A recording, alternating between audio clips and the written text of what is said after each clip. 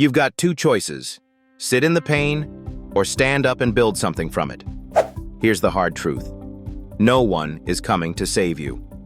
Harsh? Maybe. Necessary? Absolutely. At 0-2, I'll give you a reality check.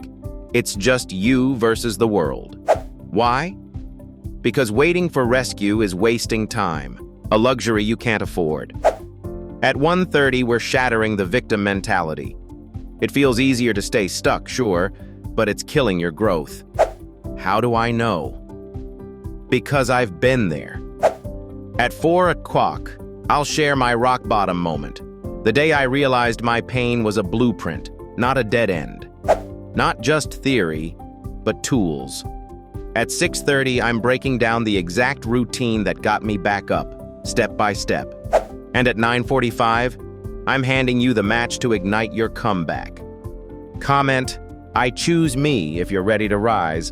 Like and subscribe for weekly fuel.